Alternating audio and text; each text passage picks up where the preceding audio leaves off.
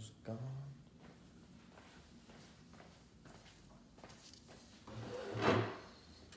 Audio.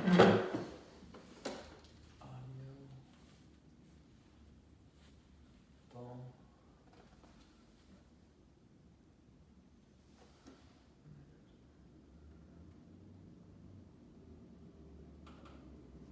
Have you ever done a podcast? No, done plenty of interviews with people, but No not for podcast. this. I love it. That'd be fun. Glad we're getting that truck out of here. Mm-hmm. I'm sure around here, though, you've got plenty of them. Probably not down here, though. Not Probably in- because you have the highway right there. What is that? Beat a school bus? What is it? It's like 1:30. Sounds like a school bus.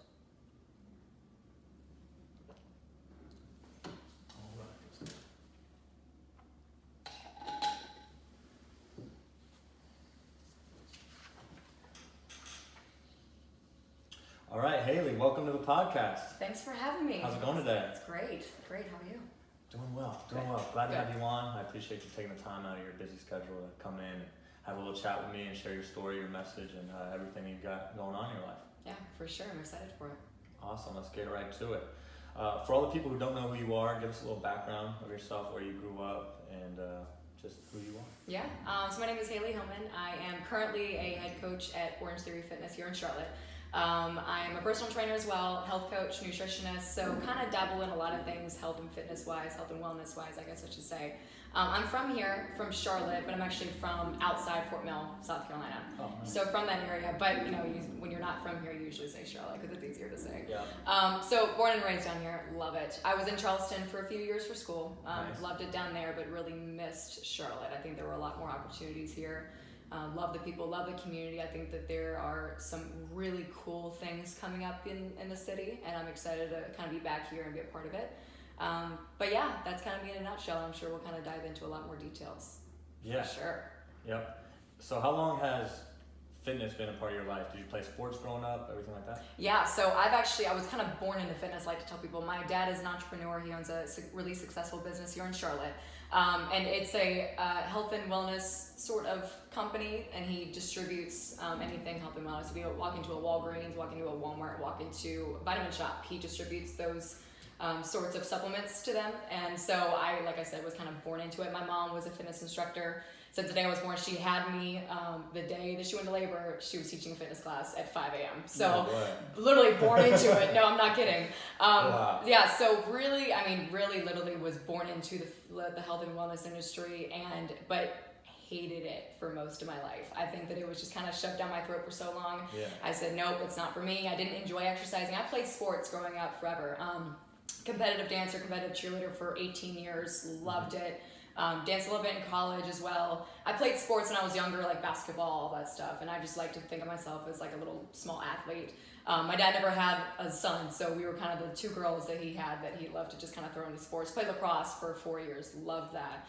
So yeah, that was pretty much the only active thing that I did growing up, was just kind of playing the sports. Outside of that, I never, did workouts on my own, didn't watch how I ate, didn't do any of that stuff. But that was pretty much it for me when it came to the background of that. But when it came to my own fitness journey, I was actually, like I said, I was always active to a point, and I was going to prom, I think probably my junior year of high school, and I just wanted to lose like 5 pounds to fit into the dress, like most girls do. Yeah. And so when I got to spring break, it was probably about 4 weeks away from prom, 3 or 4 weeks, and I just told my mom, like, listen, we're gonna go to Mexico. I can eat cleanly down there. I'm not gonna have any packaged foods. Like, will you make sure I work out every day and make sure I eat as cleanly as I can? And she did. And I came home and I lost like 3 or 4 pounds just from that, and I felt so good. And I was like, okay, I'm just gonna keep it going until prom comes around. Prom came around, fit in the dress, and then from there I just kept going. And I just kind of felt good. I kept working out. I didn't know what I was doing. I didn't really ask anybody for help. I just kind of watched what I ate a little bit from what I thought was good. Cleaned up my diet. I just started exercising more on my own time. And then it just came into this crazy cycle where I just fell in love with it. And from being a dancer most of my life, I actually went into Zumba. I got my certification when I was 16. Wow. It was like a day thing where I was the youngest person there. I just said, and I would take Zumba classes all the time. I loved it. And for those of you guys that don't know Zumba, it's a cardio dance class. And it was like one of the first ones that really came out outside of aerobics after that.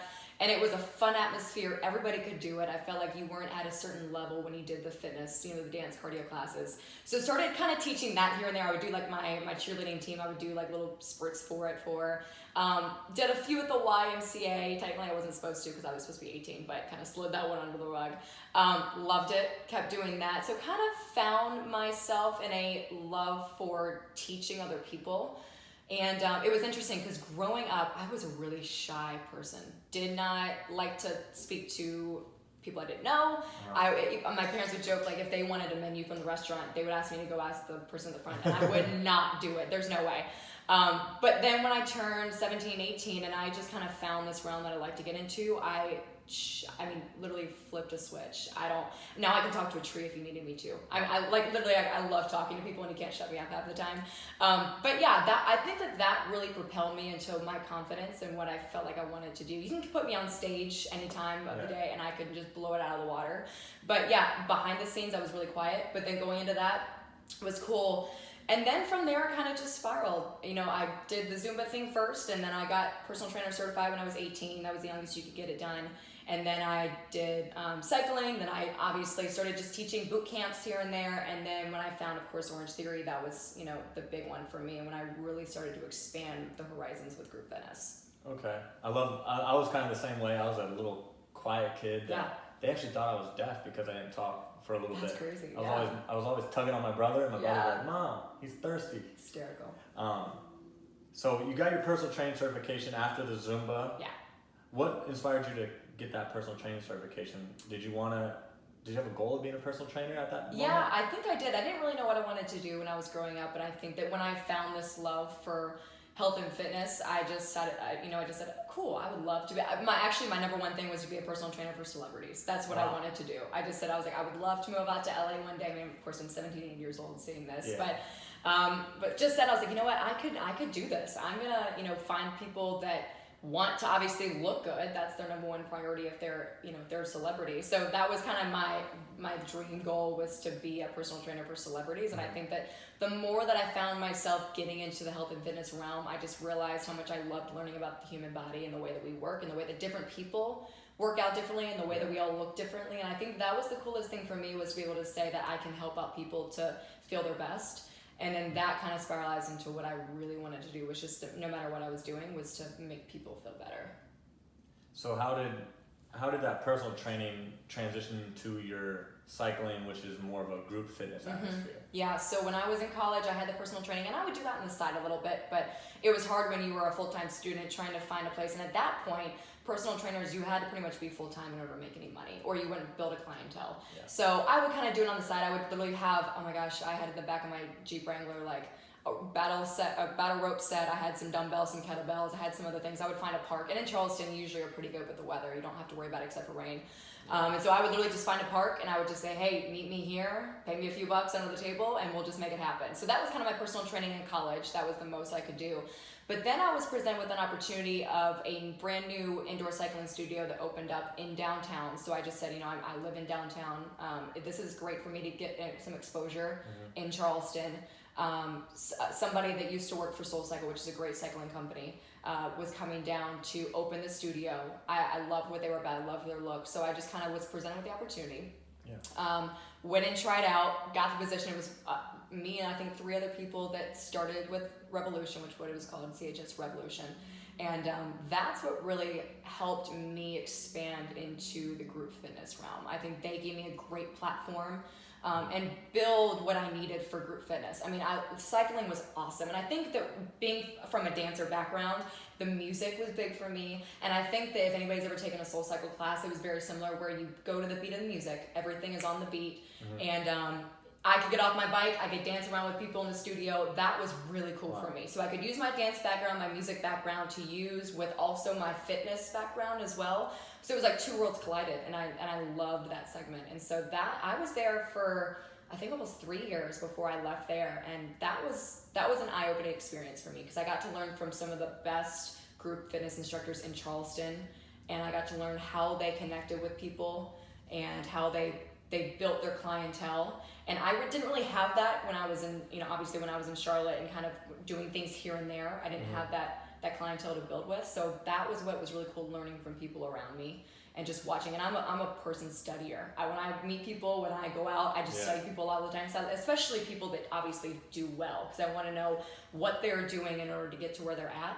Most of the time it's just the person they are. It's not who they pretend to be. It's the person that they actually see, behind the scenes. And so being able to be with those people really brought me into this new horizon that I was excited to be in, and I knew I had something going for me in this area. So yeah, cycling was the biggest door I had into group fitness, for sure. It was the gateway. Exactly. What did your cycling classes look like? Were you more of a sprint gal? A power? I know a little bit about cycling, but I'm not the biggest cycler. Yeah, so normally when you do a class, it's a lot of different things, but I'm a power person, power athlete at all. If you ask me to go and run a marathon, literally will laugh in your face. No way. I mean, my dad was a power lifter. I got his genes. My mom is itty bitty skinny. I just so happen to get my dad's genes where I can lift heavy, I can sprint fast, but that's about it. So obviously for me, I wanted to go for the sprint stuff, but I threw some hills in there. I love working legs, so people in my classes are gonna work legs, but I also know that it's not about me. And that's what I think most group fitness instructors understand, is that it's not about you. It's not about what you want in the class, it's what they need and what they're gonna want. So I think you got a nice little everything in the class, which was cool. I liked it, but you definitely slowed it down. You got some hills with me. You got some sprints to finish up. But I think it was more like the atmosphere. Like, you felt like you could just go crazy in that class. You could like hoot and holler. You could get up and like, it didn't matter, because I think that people love the atmosphere, and I think that's why people love group fitness so much, is the community, the atmosphere. Obviously, you're gonna get your ass kicked, but at the end of the day, you want to be a part of something that's bigger. So that was pretty much it for my classes. Energy and music was big. That's why I fell in love with it. I was tired of working out by myself, and I was like, let's get all these like-minded individuals together, and boom, I was bouncing around with you guys for a little bit. For sure. So when did you start getting involved with Orange Theory? So I actually was a founding member. They call them, if you open before the studios open, founding members in the one in Charleston. Charleston was actually, I want to say, the first studio in South Carolina that opened. Wow. This is, when Orange Theory was brand new, they opened in Charleston, South Carolina, and a friend of mine that was from Atlanta and Florida, she was like, you got to check out this Orange Theory place. It's coming in Charleston. It's right up your alley. You love this type of workout. So anyways, I went literally to meet the guy in a bare-boned room. It was literally just walls, cement, and they had a table set up, and they had some pictures and some videos going on. And this guy sat me down, and he showed me some videos. He showed me this booklet of what they were doing, and I said, yeah, sign me up. Give me an unlimited membership, because I loved the fact that it was everything, power, endurance. It pushed all my buttons where I needed to be pushed, but also something that I enjoyed doing. So anyway, started doing that, but probably back in 2014, 15, I think, when they opened. I was a founding member in Charleston for about a year. I would love to have gotten on with them when they started. They started with a stacked group of instructors, and they were tapped out. They didn't want any more. So I stayed in touch with the owner, stayed in touch with a lot of I loved their trainers, so I was close friends with a lot of them. And then they opened one here in Charlotte, North Carolina. And my boyfriend at the time was working for them here in Charlotte. Not long after, probably a year and a half after I started, in the one in Charleston.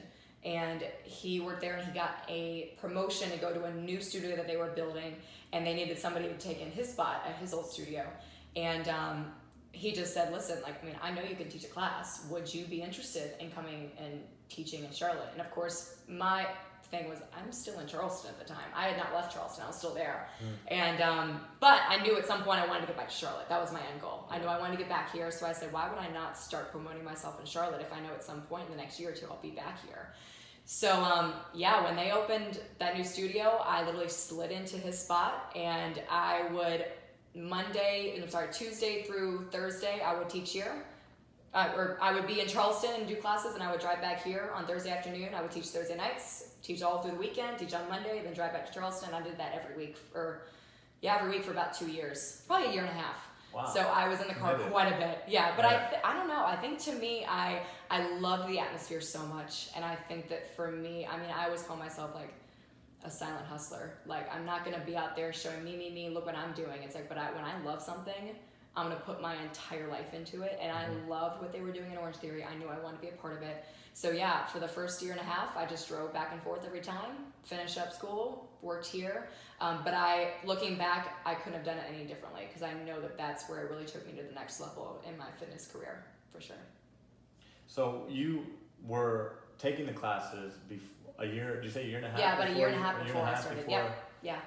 What did you fall in love with about the classes? I know you mentioned like the power, endurance, everything like that, but what more did the Orange Theory community kind of give you? Yeah, well, I think that, so starting with the workout itself, I love sprints on a treadmill. Like I said, you're not going to put me on a treadmill for 2 hours, no way.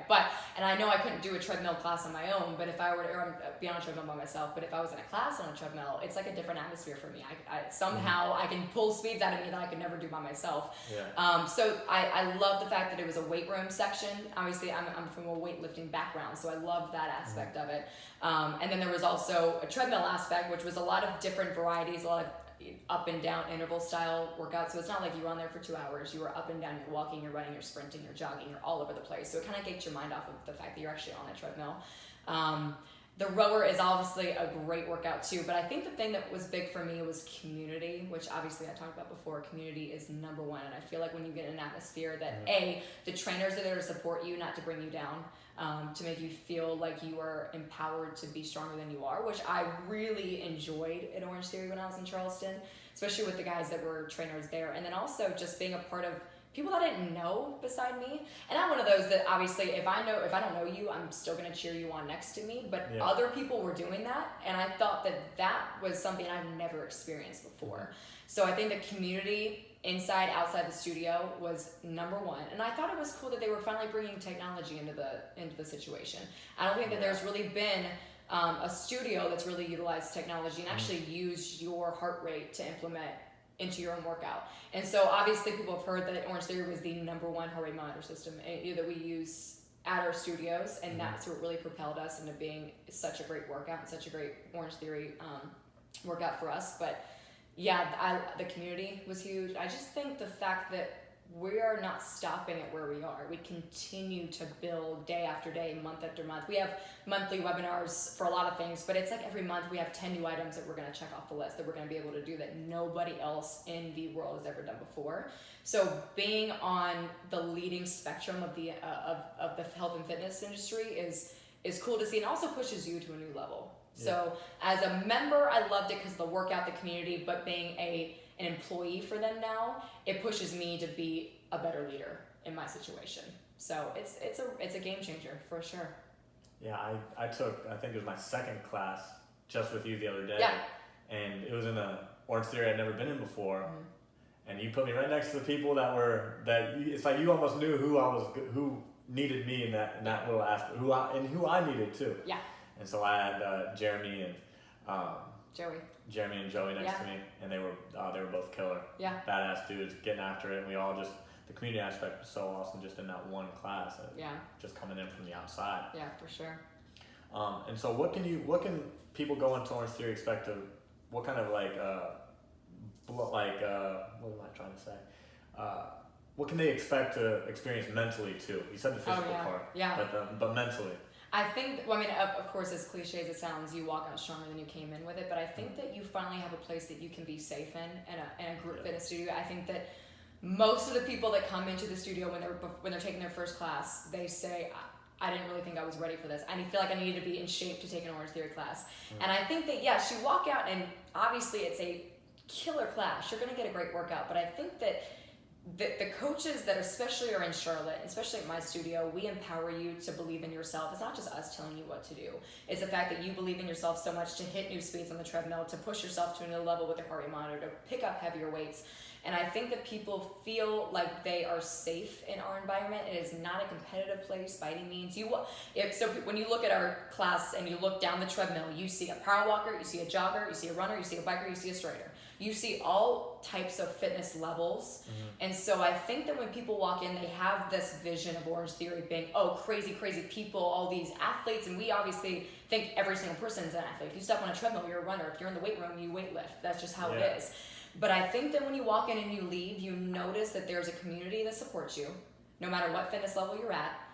Everybody has started at a new level. Everybody's come in and been a beginner. Everybody's started from a new spot. But I think that you open your eyes to the expectation of I can always do more. And I'm always supported to do more. And I think that's extremely important when you're looking for a group fitness style workout is to feel like you are empowered to be a healthier you. And I think that a big thing for us that we try to say is we're not trying to get you to go crazy top speeds, and we're not trying to get you to be the best person on the treadmill, the best person in the weight room. We're trying to get you to be a better mom, a better husband, a better parent, a better friend. That's, at the end of the day, we're trying to give you a new life. We're trying to give you a new expectation of what you can do outside the studio. It's for, can I get up the stairs without having to huff and puff when I get done? Can I just hold my child for a little bit longer without having to put them down? We want you to have more life at the end of the day. And if we don't do that job, we didn't do our job right. So I think that at the end of the day is what we're trying to get out of every person that walks in, and hopefully that's what they feel like when they leave. Man, that's awesome. I love how you brought in like the identity part, like because some people will go into a gym and just be, oh, I'm a CrossFitter. Yeah, for sure. But you walk in Orange Theory, you said I'm a runner when I'm on the treadmill, I'm a weightlifter when I'm on here, and I'm a rower when I'm on the rower. For sure. And that's like a big part of that'll help people just continue to grow if they're not one dimensional. It kind of shows them that they can do more than just be that one runner, that one rower. Yeah. That's awesome. How do you use your words and your actions during class to kind of portray that experience to people? How do you make them feel like they're going to be that rower, that runner, and just that better person when they leave the room? Yeah. Well, what I think is cool about Orange Theory is that we actually, as coaches, we don't make the workout up. We have a team of specialized coaches that have backgrounds from everything from doctors to personal trainers for years and years. They actually do the workout. So wherever you go in the world to take an Orange Theory workout, that will be the same workout in California as it will be in Charlotte. If you go to Hong Kong, it'll be the same thing in Charlotte. Yeah. So you know that you're coming in and you're getting a specialized workout that's been detailed down to a second of what you're going to do. So we can actually spend more time on getting to know you as a person. So my biggest thing that I do is I get to know you. I get to know who you are. I get to know how many kids you have. I get to know where you're from. And so I think that, and also with that, I get to know how you learn and how you get turned on the most when it comes to fitness. So if somebody, and if you come into my class, I'm a hard coach. I'm not sitting there like, okay guys, well, we're going to go for this. Like, I'm going to push you, but I'm also going to know how far you can be pushed. And it's going to be a level for everybody. It's going to be different. But I'm also going to empower you. I'm not going to talk down to you because I know that I am not any different than you are. All I do is have a microphone. And I have the power to inspire you, but at the end of the day, you're the person this is why I always say, I'm like, I'm going to tell you what to do. I'm going to ask you to do something, but you're the one that's got to hit that button. Yeah. I am not in control of your I was going to mention that too. I love that. Yeah, it's like at the end of the day, I can do as much as I can on my side of the microphone, but you're the one that's in control of everything you do in that studio. And I'm going to do as much as I can to get you to that level. And I'm going to inspire you. I'm going to try to do as much as I can encouraging wise. But at the end of the day, if I push your buttons on a treadmill, you didn't do the work. It wasn't you that believed in yourself enough. I want to get to the point where you say, I am so badass, I can push this button. I can do this. The people around me are doing it, I can do it. And it's so funny how many people come after me like, a year ago, I never thought I would have hit this speed. Never would have thought I would be able to walk and do this and that with my son or my daughter, or being able to travel and walk and hike these mountains. I never would have imagined that. And I think that what I love to do is just hear those stories. And I love to be able to be on the microphone and inspire you, but also see that you're the one that did it. It wasn't me. It really wasn't. And I don't take credit for that. I take credit for being on a microphone and having the platform that I do. But at the end of the day, it's the family and the membership that you have in order to push yourself to that limit. The biggest thing by far. Oh, man. You're hitting all the right places. And that was the one thing that I had. That was like the one term or one phrase that I got out that I wanted to mention today. Yeah. Because I was looking at that 12 up top, and I was like, man, my legs are kind of tired after that benchmark row. Oh yeah. And then you said that, and I was like, oh, done. I gotta hit that 12. Yeah, and it's crazy how it's funny how words impact people. Oh, and powerful. It's crazy, and it's also the inflection that you say it with and the passion that you say it with. Anybody can say it, but it's like, I freaking love my job. And it's like, you can tell who enjoys their job and who just goes through the motions. And I think what's cool with Orange Theory is that we get to show you guys that passion, and then you get to turn it into power. In my opinion, passion turns into power every day. And I think it's amazing to see the results from people, but they're taking credit for it. Because they know. They did it. And they took a step into that studio. They made a decision. And another thing I say is like, it's just one decision. As soon as you make that decision and you let your body do the rest of the work, you've got it. you've got it done with science. Just need that. I've read this before. It's just you need that little 5-second ounce of courage, just to boom, and then you never know what'll take you from there. Yep. And so, how is your personal training from a Zumba, from personal training to cycling, now to Orange Theory? How have you grown as an instructor and as a person through all these experiences? Yeah, I think that, I mean, obviously as an instructor, you just build and build, and you realize that there, like I said before, that there are different types of people. There's different types of body types that are out there, so you have to be able to accommodate to all of those people. And I think that that's what I realized before, is that my body type is not, Sally's, it's not John's, it's different. So you have to be able to accommodate a lot of people, especially in Orange Theory. What we've done is that I've actually, when I stepped into training for Orange Theory, they're like, all right, what's an option for that? And I'm like, you give options here? Like, what are you talking about? Because normally when I would teach fitness, I show you the exercise and you do it. And if you need an option, like, I'll give it to you, but if I feel like you're actually really struggling with it. But modify. Exactly, but I've never thought, okay, there are a lot of people that aren't at the same level that some other people are at in the studio, and we need to be able to cater to every person that's in here. So every time you take a workout at Orange Theory, you're getting the exercise, and you're always getting an option right behind it. So you're always going to have the option to take a lesser if you need it. It's not that we're saying you're not able to do X, Y, and Z, but okay, right now my fitness level, I'm here, but someday I will be here. And I think that was a big one that I realized as I came into Orange Theory and in personal training, especially working with clients one-on-one. It's funny, personal training, you're personal trainer for half the time, but you're also a therapist half the time. So I feel like that really brought me into a newer light, especially when it comes to helping people, because sometimes they'd ask me to help them with physical aspects, and then they would also ask me to help them with mental aspects as well. And so that was a really cool changing scenario that I had to deal with, was being able to be somebody's support system, be somebody's therapist half the time, because that's really why you're there. And it's cool to kind of have both hats in that role too. But yeah, I think that when it came to being a fitness instructor, obviously you learn as you go. You learn from other people. I think taking other people's classes is crucial if you're in the health and wellness industry. Learning from people, like I love going to Jamie over at Block. I tell her every Wednesday, I'm like, I come to you, your workouts are fabulous, but I love the details that you throw in there. I love when you talk about the muscle groups that you're using. So like, then I can bring it back and use it in my own terms. And I'm like, I love that I can learn from other people. And I think that when people stay in their little box and they think that it's the Haley show, it does not work, you don't grow. Not only as a person, but as a trainer. And then obviously being from a personal trainer, going to Orange Theory, you have to help at some points 36 people at a time and make sure that 36 people are getting hit and they're feeling loved while they're in there. So that was cool to be able to say, all right, I've got to be in front of a lot of people right now, and I'm in charge of them having a great workout. And so it's a different animal when you come to Orange Theory. I always joke, I'm like, when I'm in the studio, my headset's on, I'm going, but as soon as that's done and I'm in my car, I will sit there for 10 minutes with no music, no talking, because I am done. But people understand that, like, when you have a passion for anything, you're going to get drained out after that. But there's a lot of things going on, but we have to make sure that we're making every time that a member walks in an experience like they've never felt before. So that's what's cool. But I think as a person, that's a great question, and I just think at the end of the day, you grow so much because you get to know so many different people, and you get to be selfless. A lot of the times in the health and fitness industry, we get a rep for being selfish and being all about me, especially if you're on the microphone a lot. It's all about, me, and what can I do for other people and all this stuff. And I think that it's, at the end of the day, like I said before, it's not about me. It's about the person you're helping. It's about it's about their kids. It's about their life behind the scenes, behind the studio. And so you've got to make sure that you're doing your part to be an example for them. I think that it's cool as well that it keeps you accountable, because they're not going to trust somebody that's not doing their own work on the outside too. And I think that social media is a great platform for that. They get to just kind of see you behind the scenes. They get to see who you are outside of the studio. So making yourself, accountable with social media, with working out, with being just a good person in general, I think is a key. So yeah, you grow a lot, and you get to know a lot about yourself when you're a personal trainer or a group fitness, whatever you're in. But you get to know a lot about what different types of people are like too, because it's obviously you're in a big community. You know a lot of people. You get to know a lot of people.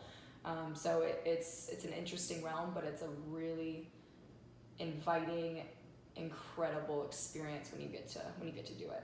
Yeah, I can imagine that you I mean, you inspire other people when you're coaching them and you're empowering them, but I can only imagine that you are inspired by other people when you see all these goals being hit, and you see people hitting their weight goals, hitting that next button on the treadmill, knowing that they're pushing farther and they're seeing results. That it's like, man, I gotta keep working on myself just so that I can stay up to pace with all these badasses around me. Yeah. Oh no, it's so true, and it's like I always love taking classes with other people, and it's like I'm not saying that I'm any faster than you, and it's like I want them to know that. Like, we always wear our heart rate monitors when we take classes too, because it's like we're on the same level here. Like, we may have a different background, but we're all struggling the same. It's cool to be like, listen, I'm sucking wind as hard as you are right now. It might be at different speeds, but we're still at the same level. And it's cool to build that connection, because I feel like members love when they get to know you, like, in a studio that's not on the microphone. Because they get to see you play around a little bit, but they also get to know that you work hard in classes and that you're part of one of them. And there shouldn't be a difference. There really shouldn't be. And I think that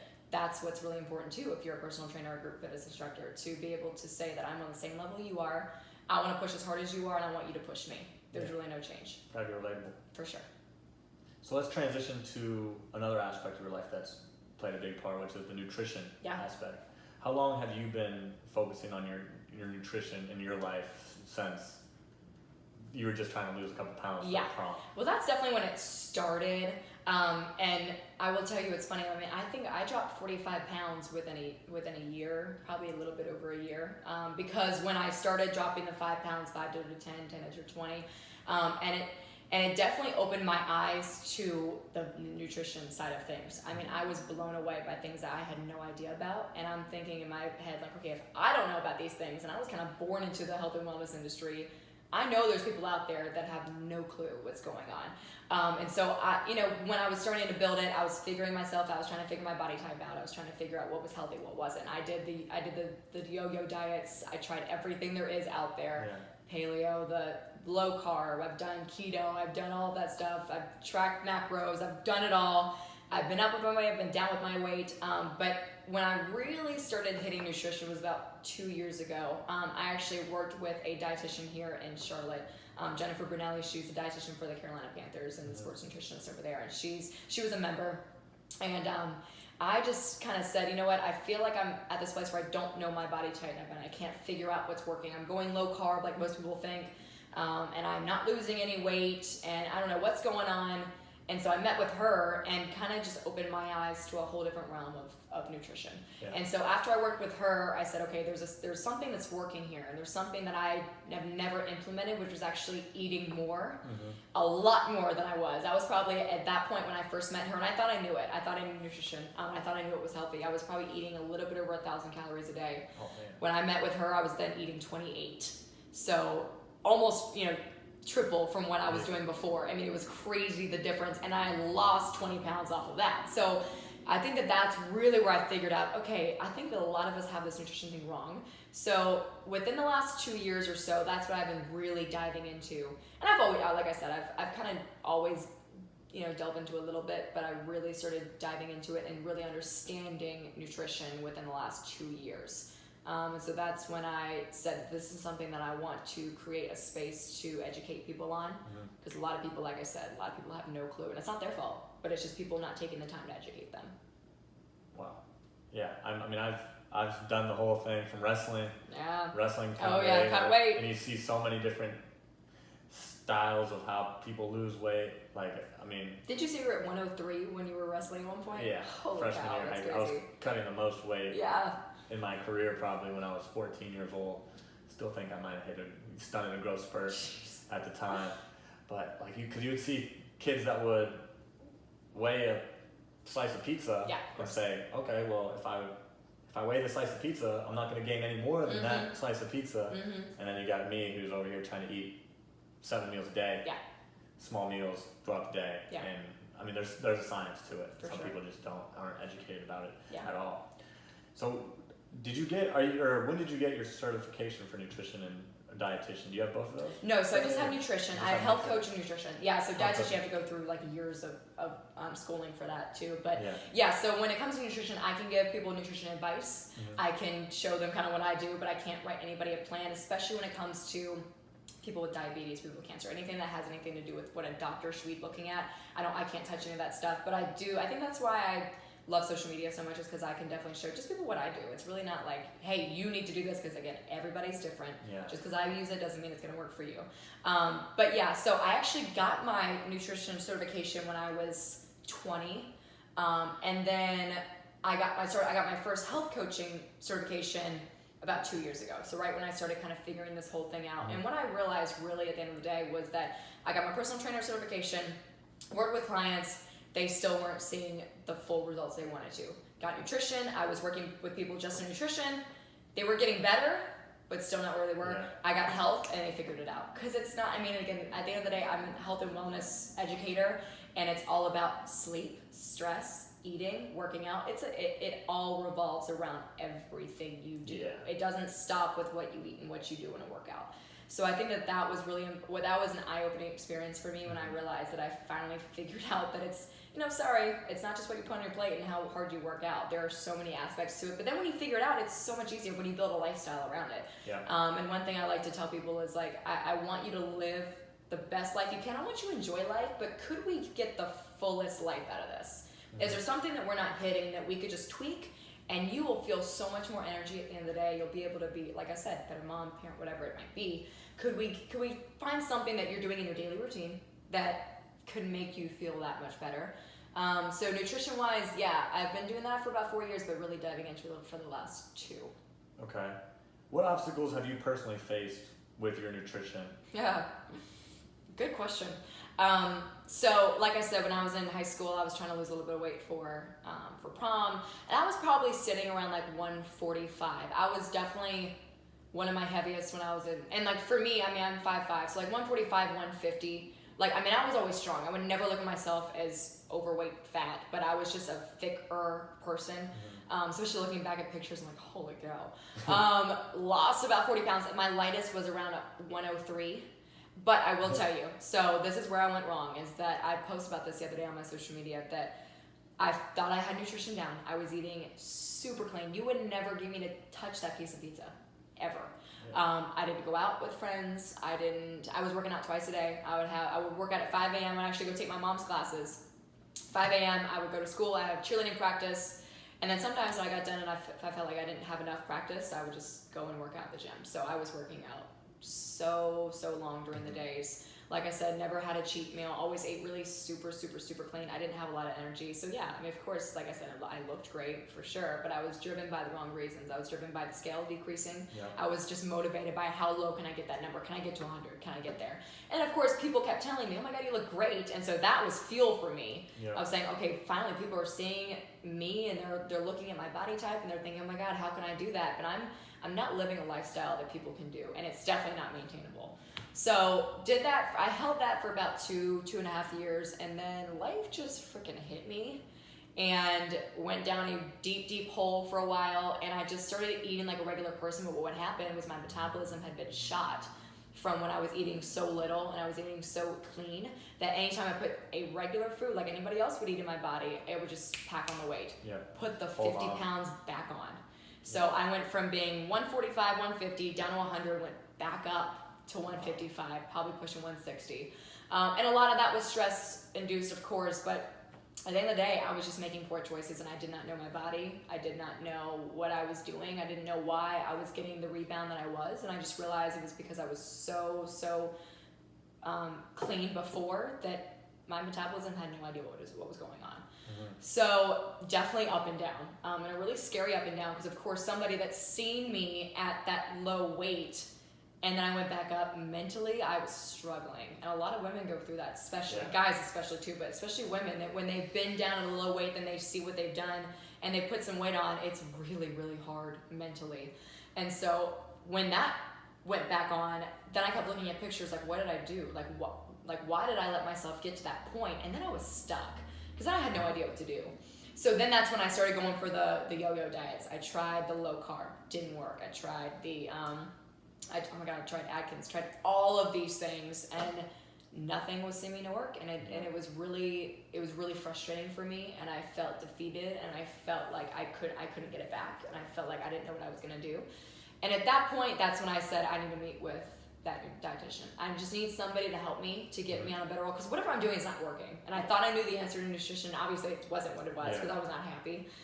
So that's when I met with her and I actually got on the scale. And I really, what the turning point for me was I saw my body fat percentage, and I just went home and lost it, because I was like, I just never realized. And that for me was just a clicker. I mean, really, when I saw that number, I said, I don't care what it is. Because before, if somebody would have told me to eat 2,800 calories, I would have said, you're insane. Never would have done it. But it wasn't until I saw that number, I said, no, I have to try something. Yeah. And then sure enough, the weight just kept dropping. And I just said, okay, obviously something's working here. Kept dropping. And sure enough, I got to this healthy level. And I'm like, man, this is awesome. I get to actually eat some food. I get to enjoy my life. Where I actually feel good about myself at this point. And again, it's always, a stepping stone every turn that I take. But I think that the biggest thing that I came to realize was that a lot of women, a lot of men aren't eating enough food. We're not getting the nutrition that we need. And it also turns into, what lifestyles are we holding right now? What are we doing outside of just eating? Are we sleeping enough? Are we showing ourselves the self-care? That's big right now, which is awesome. People are finally taking a time to take care of themselves, to be a no man, to say no to things that they don't want to be at, in order to save time for them to say yes to things that they should be doing, and things that they want to actually be doing. So yeah, that was an interesting yo-yo cycle. But yeah, at the end of the day, crazy up and down for me. But I think that when you figure out what works for your body type, you finally feel so much more relieved. But yes, it was an ugly up and down for me for a long time. But I knew I had to go through that in order to figure out, okay, my body type's not the same. I got to figure it out and, learn a lot more. And that was cool too, because I got to be around a lot of people that did know their stuff, and I asked them a ton of questions. And I think that when you get around people who actually and they're doing it, at a healthy level. There's a lot of people that will tell you to go eat chicken and broccoli every day. And yeah, of course you'll lose the weight, but that's not going to stay. Exhibit A. Yeah. So I think that finally we're figuring out nutrition is not about that. So that's what's cool to kind of see where now the experts are figuring that out, and they're trying to relate it to normal people and have them figure out what works for them. Yeah, I grew up 20 years of my life basically living on a scale. It was not, because even when you get to that number, you don't feel good. Yeah. It's like, I never felt good at weigh-ins. Yeah. But it was something I had to do for the sport. But then luckily it helped me just kind of get everything. It helped me learn the things not to do. Yeah. So that now it's like embedded in me. Like working out 5 days a week, eating somewhat clean. Yeah. Now I don't even look at a scale. I pretty much eat whatever I want nowadays. It's so nice to kind of be at that point where you're not so addicted to numbers. And yeah, a lot of people have to go through it, and I think they have to understand that there's a different way and an easier way you can do it.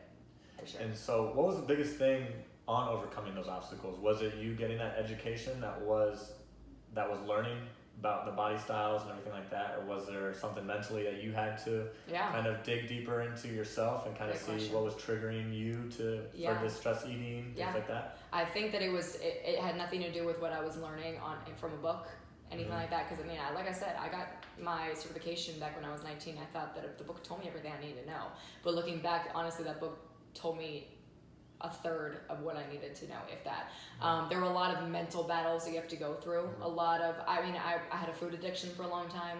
I had an eating disorder for a long time. And a lot of that was stress-induced, yes, but it was because I didn't have a healthy level of education when it came to what my body needed. So what was going on was I wasn't getting enough food, and so my brain was telling me, you just need more and more and more. But I'm a personal trainer and a nutritionist. I can't eat food like that. So I would go in my car and I would eat a box of cookies without anybody knowing. At nights I would sneak down and I would eat a whole bag of chips because I was so hungry and I wanted fake food so much. Yeah. But I was scared to tell anybody about it. And of course I'm not going to tell anybody that I do that, especially with my background. There's no way. Yeah. But no, I'm telling you, that consumed me for about 3 years of my life, where I just had this addiction. All I did was think about food. All I thought about was, I'm so hungry, or when's my next meal? What am I gonna eat? I just want freaking cookies right now. Like, it was crazy. Like, I'm telling you, it was so, and again, like I said, I am not the only one out there, and it's horrible to think that people went through the same thing that I did. Yeah. But then I also realized, but I'm telling you, it was the craziest thing that happened, that As soon as I started eating more, those sugar, and especially for me, I'm a sugar person. I want to give me the cake and the cookies as much as you can. Yeah. But as soon as I started eating more, those cravings started decreasing by miles. Really the week that I started this transition, I remember for the first time that I did not eat something sugary after I had dinner, which was, I don't remember the last time I did that. And that was just step one. And then I remember there was, I went to a party, and instead of eating 5 donuts that I probably would have done at some point, I just had half of one. And I put it down and offered it to somebody else, and I didn't think twice about going back for another one. But it's little steps like that you notice, and you're like, wow, so all I needed to do was just freaking eat more. I just needed more food. I just needed, my body needed the nourishment that it truly needed, and I needed that. I just needed somebody to tell me that. I really just needed somebody that I felt like they knew what they were doing, to tell me that it's okay, to give me that space and to give me that availability to do it. And as soon as I did it, it was for me, it was life-changing completely, because it's something that had held me down and strangled me for so long. I finally felt free from. And so that is, it was a mental barrier that I truly just had to overcome, and it took that one step. Man, you are like speaking to younger Roman wrestling. Oh man, it's like crazy. Like, I used to sneak down and have Pop-Tarts, and I would run back upstairs and eat them in my bed. I actually had these little crumbs in the bed. I had these little toy or model cars, and you hide them in the cars, don't you? I would hide the wrappers. I love it. I wouldn't even throw the wrappers away. I would hide the wrappers in the car, in the truck beds, and it was. I mean, when you think about it, how like self-destructive it is now, it's like there's so much better stuff you can be feeding your body will just help you on the front end. For sure, it's amazing, and so I'm glad we're connecting on that level, because it's not a place coming of light. It's a dark place. Yep. And I will tell you, like you said, like it doesn't just happen to females. It's a male thing, especially. Yeah. Especially, I think that when you are, like I said, if you played a sport, if you are in the health and wellness industry, like we suffer with these things too. Like, don't think that we're up on this pedestal because we look like a certain way on Instagram, or we preach certain things, and hopefully nobody's preaching things that they don't live like. But still, I mean, it's happening and it's real. I know plenty of people right now that they love health and wellness, but they just can't seem to get that under control. And I think that is so scary to think about right now, that so many people are being strangled by this illness. And I think that it totally is, because it really is. I mean, all you think about is, when's my next meal? How much am I not going to eat? How much am I going to eat? When it came to my eating disorder, I would just binge eat like crazy, like you said. Like, I mean, I would look in front of other people and I would eat what I was supposed to eat, and I knew it was healthy. But then all of a sudden, like, all I thought about was like, I can't wait to get home and hopefully nobody's there so I can eat the whole box of cookies and throw it away and throw it in the trash can and nobody can see it. So that was an eating disorder that I had for so long. And people go each every way, everybody's different, but there are so many people that just have to understand that there is a light at the end of the tunnel, because I never thought I was going to get out of that one. But it did, and it happens. We made it. How have you impacted other people's lives through health and nutrition? Do you have any success stories in that realm? Have you helped anybody with the same struggles you've been dealing with, things like that? Yeah, so when I was probably like a year out of college, a girl that I had known in college for a long time, she was a super, just amazing girl. We did a Bible study together. I ran one when I was in college, and she was a part of that. And she always had eating disorders, always, and she shared it with me, so she was open about it. But every time I tried to help her, she just said, that there's nothing I can do right now. It's just who I am, and she saw that as an identity, and that's where it's scary. Is that when people think that I have an eating disorder, therefore that's who I am. That's when it's extremely hard to get out of that hole. Because there's nothing really you can say at that point. It's them against them. Yeah. And that's why I think it's so important for people to just be an example and just be a support. You can tell them anything you want to, but some people are just in a dark hole that they don't think that they can get out of. But as long as you're just supporting them and saying, hey, here's what can happen, and I'm saying, like, listen, I was here, look at my picture, look where I am now. And I'm not saying by any means I'm perfect. I don't think any of us are by any means, but I'm saying that there is somewhere to get out of it. Anyway, so long story short, she contacted me a year after that, which I hadn't spoken to her. I left Charleston. Contacted me, said that she went to a rehab, but she said the reason that she went into rehab was because she saw a post that I made on social media that was saying that you're going to get out of this. And here was my story. She read my blog about it. That night, she talked to her parents. She was in rehab for half of a year going through this, and she got out of it. And praise God that, like, right now she is pretty much 90% free of this addiction. But it's stuff like that she said the night that she read my blog, she contacted her parents and went into rehab the next day for this illness, was something that I will never take for granted, because I was just telling my fiance last night that it's like, you know, social media, unfortunately, you kind of get a rep of like I said before, being selfish. But if you're doing it out of the lightness of your heart and you're doing it to reach other people and to make other people better, if it hits one person, you've done your job. Doesn't matter if you have 25,000 followers. If that one person gets hit by it and that somebody is going to change, it's going to change their life, you've done your job. That's the only reason that you should be doing it. So I think that also pushes me on social media, because a lot of times we're like, and I love using social media, but there's a lot of times I don't like to use it, and I don't think that I should be doing it. There's a lot of times I talk myself out of things, but somebody needs it. Somebody needs your words, your actions. Somebody needs your story. Because without them talking to you and without them hearing that you got through it, they might not know that they can. Mm-hmm. So that was a story that I will never forget, and a story that I continue to this day think every time that I post something, every time I do something, it's like I'm doing it for somebody that could be going through the same thing that she did. Whether it's at her level or it wasn't, doesn't matter. If it's going to help them, my job's done. I love that. Because I get some people that are like, man, I'm normally just scrolling through stories and just going through, and then I see yours, and I'm like, I'm going to listen to what he says. Yeah. And I'm like, I appreciate that, because sometimes it's like, I'll just hold up my phone and I'll be like, what's up? I hope you guys are having a great day. Yeah. Get out there, attack it. Yeah. And sometimes I don't do it sometimes I'm doing that for me too, because if I don't do it, it's like I won't get as juiced up. It's like pep talk. Yeah, I give myself a pep talk, and then I love that I can just like impact that one person. And that's such a great story that you got to help her with that, and that she read your post and really decided to help herself. Because at the end of the day, it's like you can be told, but if it's part of your identity, that's where it's like you need healing. Yeah, you need to heal that part of yourself so that you can go forward and not live that. Yeah, for sure. So let's go a little bit towards your lifestyle and a little bit before closing ending with you. If you knew Haley, you would know that what? Oh, that's a good question. It can be anything. She's more than a face.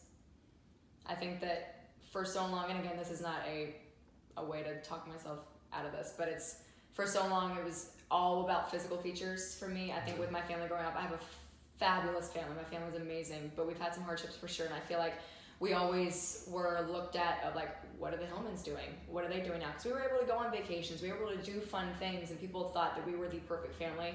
And I think for so long we kind of identified with that, and we needed to live up to that expectation. So I was kind of brought up to think like you need to be able to do X, Y, and Z perfectly. And so I spent a lot of time making sure that people saw perfect Haley. They saw what was on the outside. I mean, I got best dressed in high school because that for me, but I was like, I want to get this, you know? I was like, I was like, no. I did love fashion. Nobody would know that now because I wear gym clothes all the time. But I mean, it was like, but I also wanted people to identify me with that I looked good. And a lot of people, you know, like, and of course it's amazing when they give me compliments on my physical features, but what I want them to know is that like, I have a heart for so many people, and I have a drive that exceeds so many people's expectations. And that when I love something, I'm going to go as hard as I can for it. And so I would love for people to know that I can be trusted, that I can push you to limits that you don't even know you can go to. And so I've heard that term before, that like she's more than a face. And I've just kind of said to myself that that's my goal, is I want people to know that I'm more than just a face. And so I think that's one that it's like my self mantra. And I want to make sure that I'm living up to as well. Love it. How has the Charlotte fitness community impacted your well-being? Charlotte's cool, man. Like it's really cool. And I tell you, like, I mean, I follow a lot of people that coach up in like New York and LA and all those cool places. But for me, I think that we have a very non-competitive atmosphere here in Charlotte. There's a lot of different sectors that people are great at. There's a lot of people that are great PTs, a lot of personal trainers that are great, a lot of nutritionists that are great. But I feel like we could all come together and say like, oh, you know, I want to be the best. I want to be the best. I never get that feeling here. I feel like we're very supportive. I feel like a lot of us take each other's classes if we teach fitness. Like I go to Restore and see Liz because that's not my area of expertise, and I want to learn from her what she does when she stretches me out or does whatever it is. You know, and I think that especially, but even when it comes to personal trainers and group trainers, a lot of us are on social media together and we all pump each other up. And I think that that's what the coolest thing is that we can all be a community here. Yeah. And I think that we can all work together. And I've never once felt like she's going to try to overpower me, or he's going to try to overpower me. And I will tell you, especially women in fitness, it is so hard for us. So hard. And there are some badass girls out there, but it's hard when you're a girl in fitness. I mean, it's just, and it's always been like that, but I think it's a really cool time now that you kind of take that. But yeah, I think the community here just shows support, and I think that I can be a kind of like, okay, what is she doing this for? Why is she posting? Why is she teaching? But as soon as I see them supporting other people, I freaking love you, because now I get to see that's not about you. Like now it's about you promoting other people, whether it's members, whether it's other instructors. That's what I love to see, is the fact that you're not in it for yourself, you're in it for other people. And that opens my heart, and I feel like a lot of people in Charlotte do really well at that. And I think that that's what's going on. I think in the future, you'll see in the next year or two, you're going to see a lot of collaborations, which is awesome to see. Because I feel like that's not really happened before.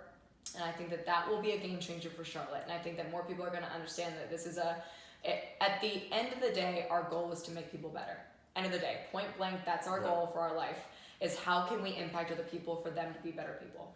And I think that if we all come together and we work together and we use our own strengths, boom, nailed it. Yeah.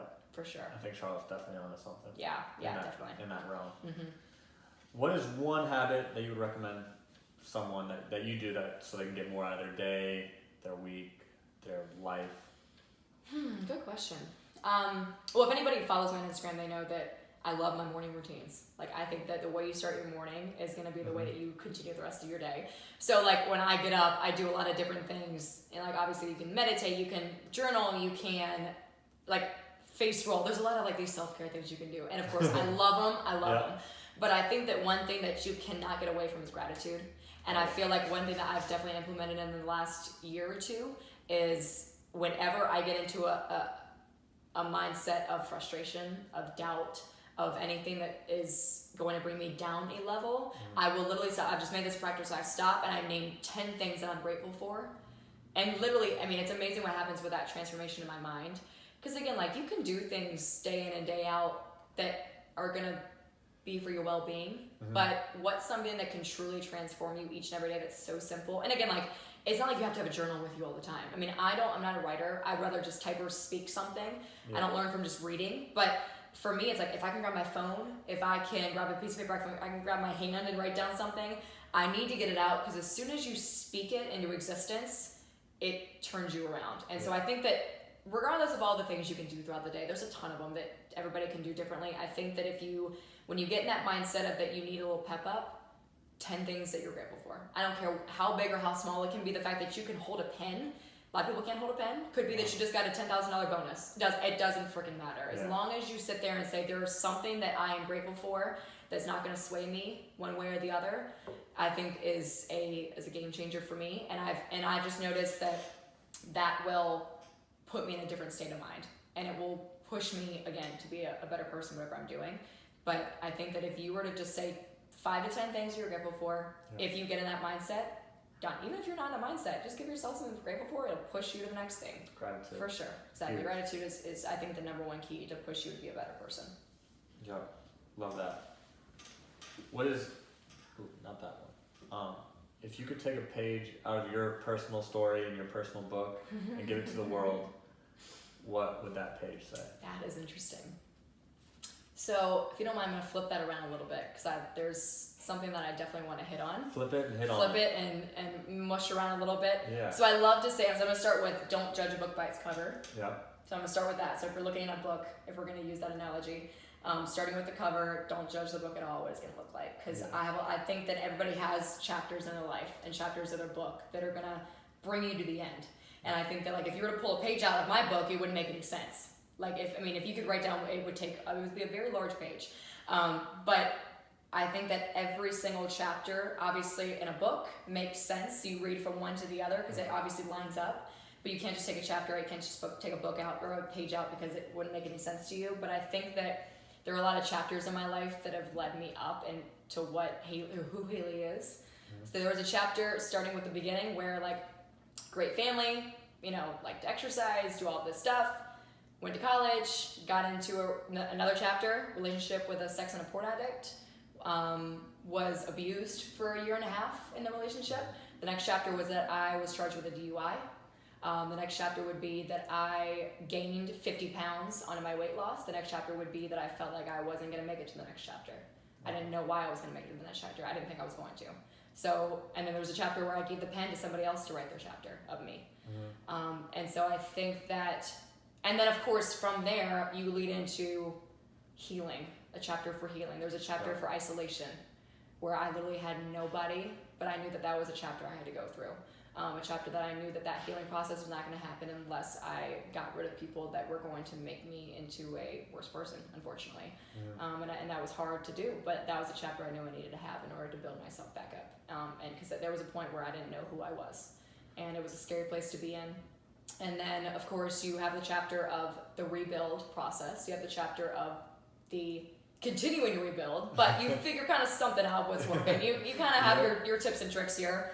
There's a chapter of meeting great people. So I think out of all of it, the chapter that I love are the hard chapters to read. Because out of any book, you're going to get some tears, you're going to get some laughs, you're going to get some high points and low points. But without those lower points, without those ugly, nasty chapters, I would not be sitting here having this conversation with you by any means. And I think that it's so important for people to look at those chapters and be grateful for them. Again, when I write down this grateful, it's like, I'm grateful that I went through everything that I did when those hard points hit, because if not, I would not have learned anything that I did. I would have been the selfish, probably, person that I was before, the person that thought that I knew everything, and the person that wanted everybody to see the perfect Haley. And I think that right now, my number one thing that's hardest for me is to be vulnerable, and that's something that I continue to work on every single day. But it's important for me to share stories that what I've been through for people that are out there that might, see the same things that are happening in their life and understand that the chapter that I was in, that I didn't think the next chapter was going to happen, I thought I was closing the book at that point. If they feel like that next chapter is coming. But unfortunately, you are the one that takes that next step. It's just like I use in my fitness classes. It's not just for fitness. It can be in life in general. You're the one that pushes the button. You're the one that takes the next pen and writes the next chapter. And I think that was something that really grew me into the person that I am. I know it was. And every chapter is amazing. Obviously, things are really cool right now, and I've got some great opportunities. Have a fiance that's amazing and supports me. I have a family that supported me even though they shouldn't have for a while. And so I think that, the chapter that I want to bring people is just that the hard ones are the coolest ones to show, for sure. Thank you for your vulnerability and basically telling us your whole book. That's the whole book that's right there. If you want to go and buy it on Amazon, it's there. But no, I think it's cool. I think everybody has their own book, and I think it's. I love hearing people's chapters, and I love hearing the hard parts, and I like hearing the great parts about it, because that's who you are. And there's no reason to be ashamed of the chapters that are in your book and the pages that you come out of it. And I think it's and there's reasons you write things down in a book because you want to remember those things. You don't want to block it out. That's what tells the whole story of who you are. And it's continually to be written, and it's not going to end unless you decide it's going to end, and it won't. So there's always a light at the end of the tunnel, and it's important for somebody to hear that. That's a heaven of an answer. For sure. Right there. You know what? I like that. So, where can people find you other places working out in the community? Obviously Orange Theory, but right now I like Block. I think Block has a cool community over there. It's over in Park Road shopping area over there on that side of Charlotte, and I like running right now. Running is kind of in my little outlet. I am not a good runner. Let me take that back. I'm not a good distance runner. I don't enjoy going out and doing long runs. People who say that running is therapy is full of crap, in my opinion. There's some people who can do it. I've never been able to experience that, but I know that's a weakness for me, and I like tending to my weaknesses. I like to be able to say that I can do things better. So for me, you see me on some roads maybe once in a while. Yoga's been a big one. I like Core Power. Charlotte Yoga has been a big one too lately. So I think kind of mixing it around a little bit, but those are some cool areas in Charlotte that I love to work out and sweat out a little bit more. All solid places, even the roads. Even the roads around here are nice. They're free too, which is nice. Yeah. I always find myself running in the city. I have like a mental block where I'm not going to stop running if people are. Well, people are around me. Of course. Yeah, so I just run in the city. I follow the green lights. Wherever the green lights take me. As long as there's some cars, you're going to keep going a little bit longer. Yep. Smart. Where can people find you on social media? Instagram's the biggest one. It's just at Halle Hillman. Haley is like Halle Berry, Halle, and then Hillman. Facebook I'm on, it's the same thing, Halle Hillman at the end. And then I have a blog, just HaleyHillman.com. Perfect. And that's the big one. And do you have any last words for the listeners? And viewers? And viewers, oh, I know, I forget about the camera. I think the biggest thing is that it's not as hard as you think. Health and wellness is not as hard as you think. I think that, and surrounding yourself with just some killer people that you want to be like. I mean, don't be around people that are cool to be around. I mean, I'm sure that was fun at one point, but if you want to become a better person, you want to become a healthier person. And I think for me as a coach, I'm not one that's going to really take it easy on you. Like, I'm going to keep it real. If you're partying every weekend, I'm going to tell you that's not going to help you. That's not going to bring you to be a better person. And at the end of the day, is that going to sustain you? No. So if you want to become healthier, it is not that hard. Get around some fantastic people. Start watching your diet a little bit more. Just clean. The things in the boxes are not going to bring you to a next level. I think that if you want to know more about wellness, ask wellness people about your questions. Don't be afraid to reach out to people on Instagram. Especially me. If you ask me a question, I'm going to do as best I can to get back to you. Yeah. But like I said, it's not that hard. You just have to make a change in your lifestyle, and you have to make a decision. And I've said this before on Instagram, like, you don't do it because you have to, you do it because you're allowed to, and you can. And you should want to feel your best no matter what level you're at in your life. I don't care if you're 12, I don't care if you're 82. You should want to live your best life right now. And if you make it a job, it'll be a job. But if you say, all right, I'm going to make small steps. I'm going to make small changes in my lifestyle. And again, lifestyle is a big word for me, because I think that if you say diet, it's not going to get the whole puzzle. Yeah. I always like to say that, like, you're standing in front of a lock with a 4 combination code on it. You can get 3, but if you don't have that 4th one, it's not going to open the door. So you've got to be able to have it all in line. Again, not perfect, but you got to have it mostly in line. You got to understand that, like, everything lines up. Spirituality, fitness level, nutrition-wise, self-care, it all works together as one. And if you want the big answer, it's going to be your entire lifestyle has got to become healthier. The people you're around, the things that you consume, reading. I mean, I love podcasts. For me, I'm not a good reader, so I listen to podcasts all the time, which I love that. So I'm like, for me, it's like, hey, whatever you can do, I don't care how you're learning, just learn. Yeah. Consuming, physically, whatever you're consuming mentally, it's all going to make you a better person at the end of the day. So whatever you're doing right now is not building you into a better person, it needs to go. And you need to be able to tell yourself that you're strong enough to do it. So I think that everybody's got it. That's what I'm talking about. Love it. Thank you, Haley, for joining me today. Thanks, Robert. I appreciate it. Appreciate you. Good one. Well,